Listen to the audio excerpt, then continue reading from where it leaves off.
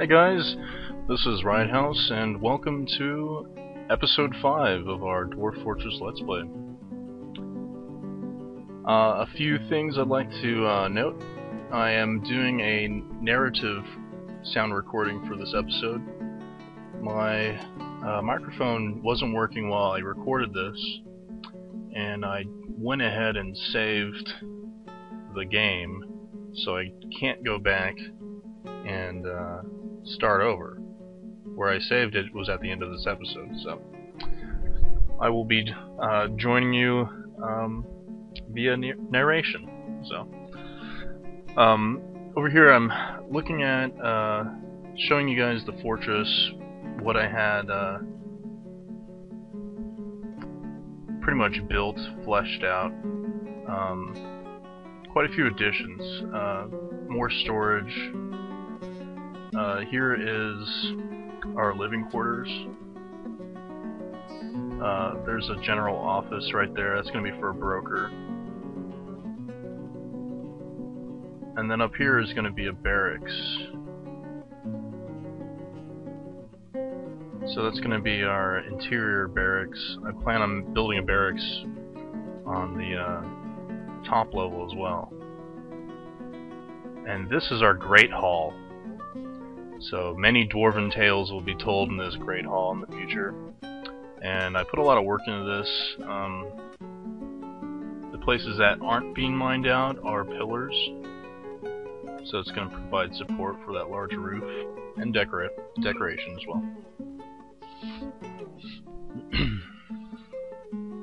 So you can see we got quite a bit planned out, done. I'm not going to mine that out until later on in the video. Mainly because I want our dwarves to get to working elsewhere. And I hotkeyed it and called it a Grand Hall, so that's our Grand Hall.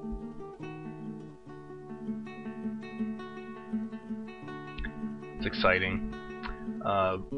Once you get past like the beginning stages of developing your fortress, then you could really start planning, and this is the part that I enjoy. Right there I'm motioning along those hallways there, because after we smooth them out, they're going to look really nice. They're not going to be all broke up and jaggedy. They're going to be nice and smooth and straight. And here I'm showing you guys tasks to smooth out the our small chow hall. So we're having our engraver work on that. I think we have 1 or 2 engravers. One of our guys is a full-time engraver.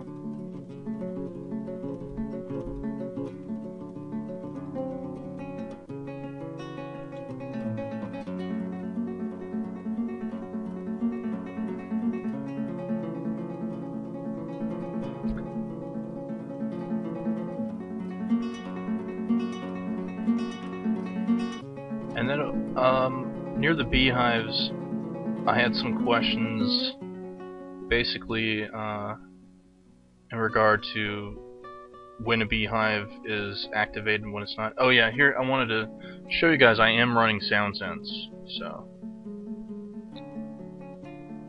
I just deleted the music files so there's no more copyright issues.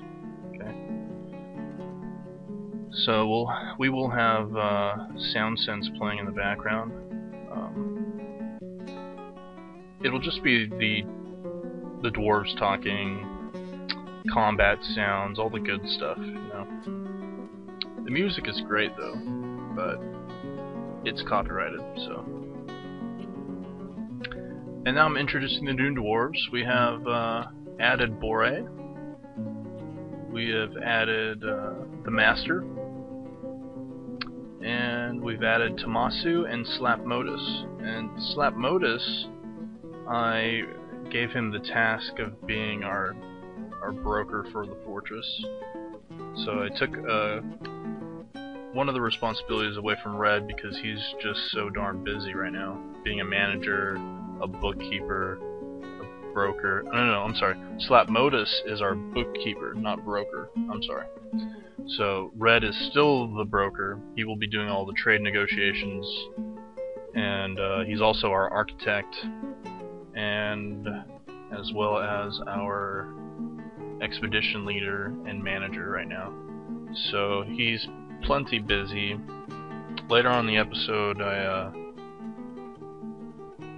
take away a lot of his other jobs, which were like mechanic, among others, butcher, things of that nature, just so that he stays busy doing the more important jobs of those jobs I listed before. So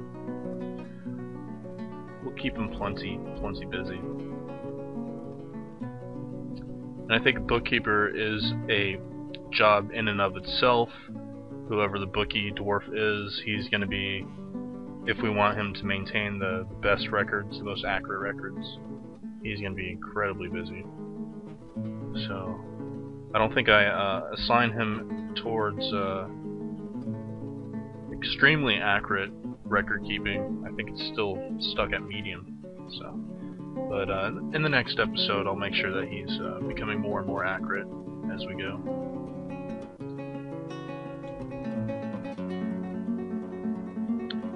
And I started building a wall down there, as you can see. One of the dwarves suspended construction of downward stairs. We were mining downstairs,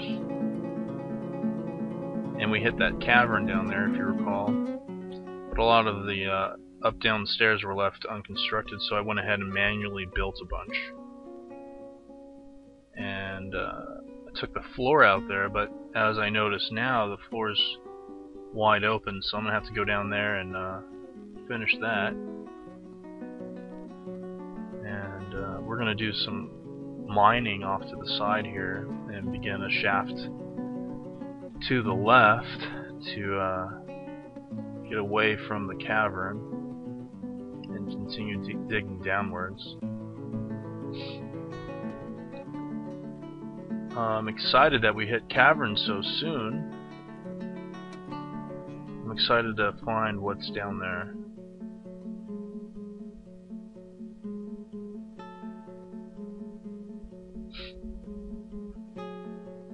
And you can see that our dwarf was smoothing down the walls. He's getting to work. And here I'm like, why aren't we planting more? Well, it's because I dumped all our seeds, but I undumped them. But now they're not in the right spot, and our dwarves are like, where are the goddamn seeds? And so we're having a slight problem there. Plus, a lot of our food has been made. It's in storage. If it hasn't been used yet, then the seeds aren't going to be left behind. The dwarves actually have to go eat it first before we can recover a lot of the seeds. So that's one of my priorities, is to get more seeds, so we could really start planting a lot of crops all at once, because we're not even utilizing even 20%, not even that, like 10% of the crop space available right now.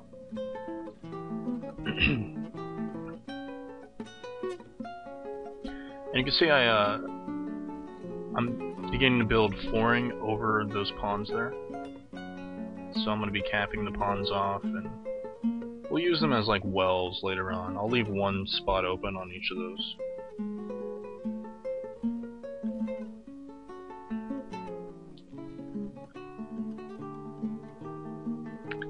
You can see our budding industry down there, and our dwarves are starting to carve out the living quarter chambers, which is excellent.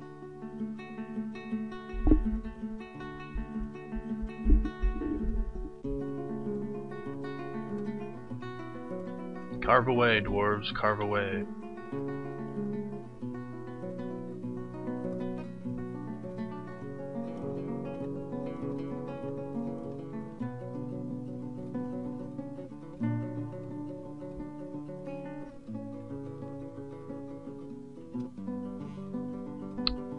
We struck some more brown jasper.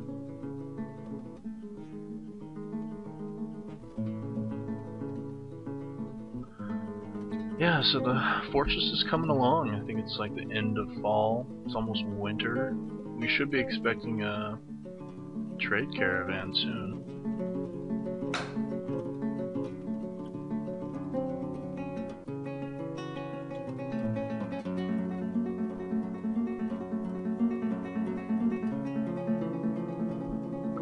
See here, I'm like, why aren't they planting? They're out of seeds, because we really are pretty much out of seeds right now, as it stands. But we're not gonna starve. We have plenty of food, guys, so don't worry about that.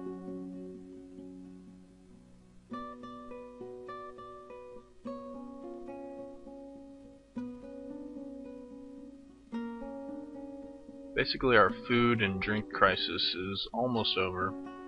Especially when a trade caravan arrives, I'm sure we'll trade for quite a bit of food and drink, just to ensure that we last throughout the winter. I always buy up all the food and the drink that they have. It's always best to make sure that you have plenty of food for your dwarves. Starvation will never be something that will happen in our fortress.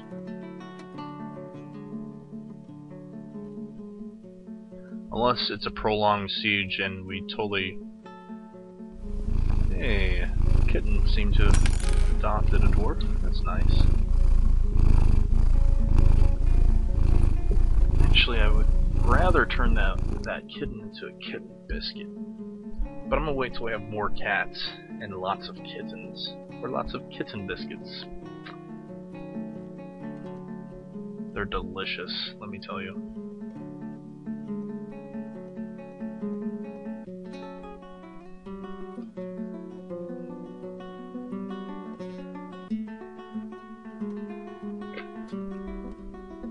I decided to build a bridge over the river there, you know, so our dwarves don't get their feet wet. Oh, and the brook just froze over in our lakes as well. Excellent. So we are in winter now, and it's getting cold, really cold, cold enough to freeze water, freeze lakes. Doesn't look like we have any snow yet. Ah, yes. The outpost liaison has arrived, along with the trade caravan from our home city. And I'm going to make sure that our broker arrives there. And I'm checking some beehives here. I'm trying to figure out whether they're working or not. Later on, I just kind of figure out that, yeah, you have to manually say, yes, install a beehive here, you know? And then a dwarf will go look for a beehive.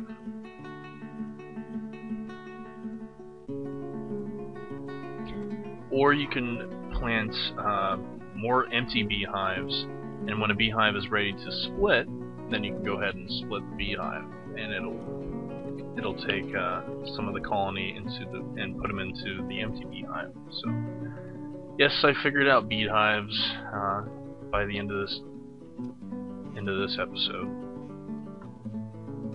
Still, none of our beehives are large enough to actually harvest, so I'm probably going to need more than just 6, but it was an experiment. So the merchants are unloading everything. It's going to be a while before I figure out how to get our broker up there. Apparently he was tasked with a number of vital jobs, and he was off being busy. But we get Red squared away. We tell him what's up. Basically, he was our only mechanic, so I had to get rid of the mechanic skill for him and replace somebody else with as a new novice mechanic. And he was also a butcher, one of the butchers, but we also have a couple other butchers already, so.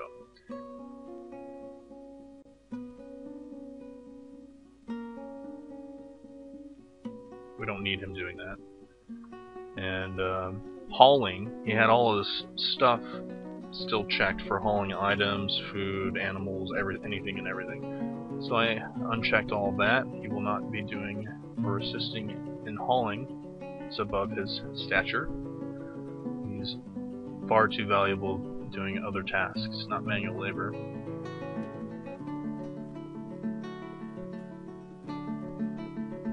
So I'm sure he'll be a very, very busy dwarf.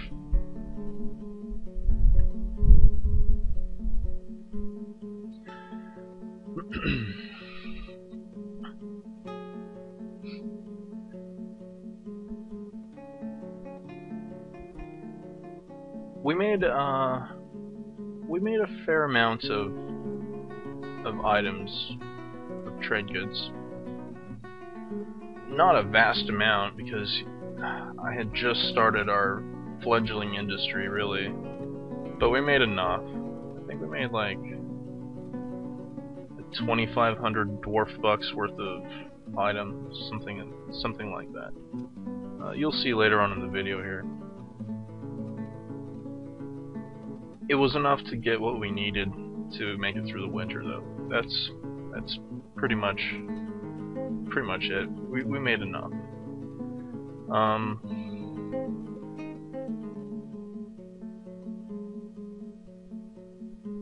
Let's see here. I'm still trying to figure it out. Just going back and forth right now between Dwarf Therapist and back in the game. It ended up that I untasked Red of all his tasks, so he doesn't have any other task other than being the expedition leader, the manager, and the broker. That's it, and the architect as well. But it's funny, like, yes. So our wooden bin order is complete. As you can see,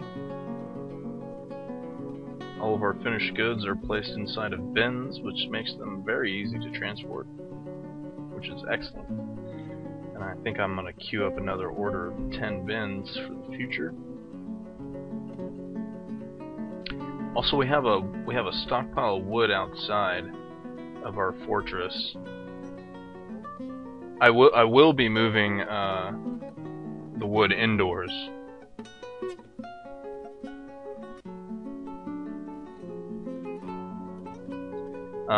Just so that we can get everything together inside, you know.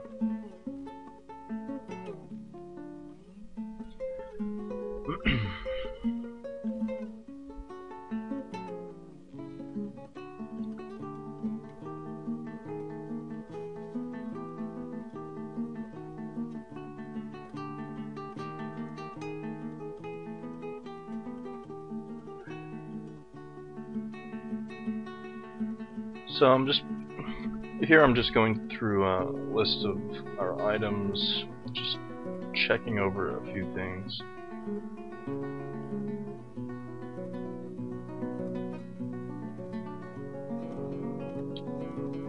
I think, as well as that, I think I tasked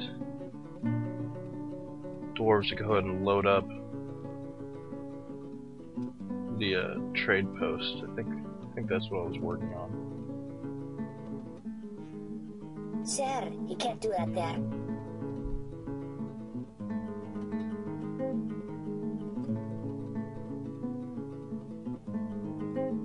I'm wondering, what can I not do?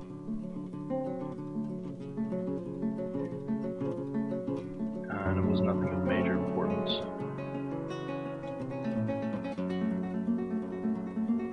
You hear that, guys? That's sound sense right there. Some sound sense audio.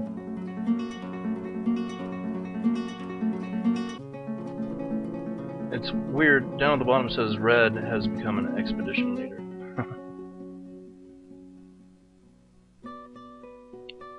Well, because before that he was practicing butcher, and then he was a practicing mechanic, and then he kept going in and out of being of his duties as expedition leader, you know. This whole time I'm trying to get Red to, hey, go work at the trade depot, pal, you know.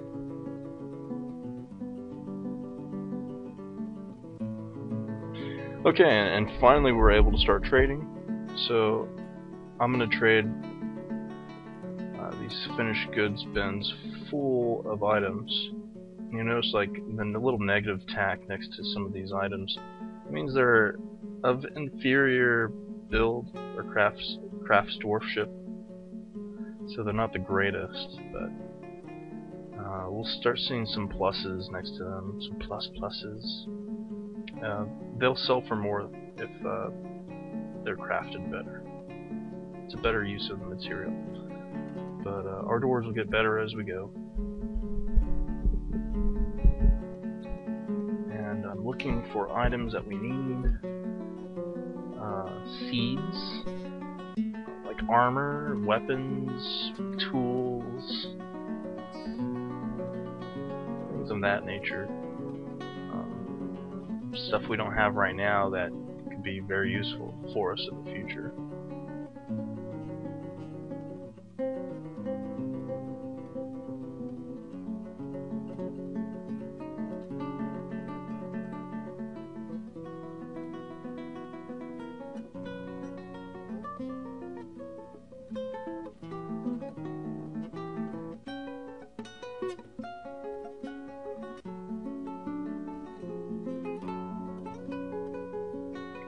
That's a KV cage. There's like a KV boar inside of that cage, so we wanted to buy that. One of the things I do need to do, and I'm reminded of it now, is to set up a stockpile for a lot of the items, the item types that we haven't yet done, so that our dwarves will pick them up from the trade depot and transport them away. So I'll make sure I do that in one of our future episodes when I'm recording again.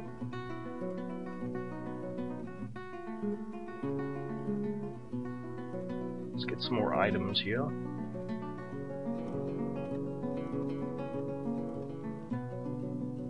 I think that steel breastplate will come in handy in the future, but I think I opt out to not buying it. So mainly because I want to make sure that we had enough for other items, you know. So in the future we could splurge, but not right now. We just don't have enough to trade equally with these dwarves, you know.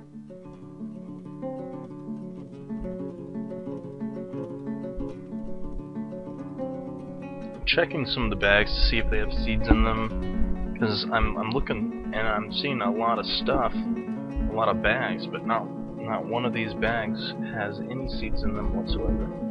And I was like, that's the one thing we need.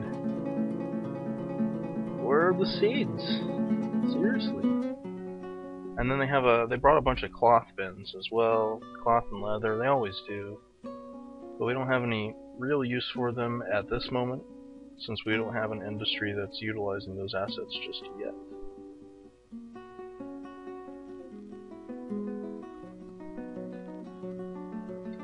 Alright guys, well, I think I'm going to call it here. This is episode 5. Thank you for joining me, and I'll see you guys in episode 6.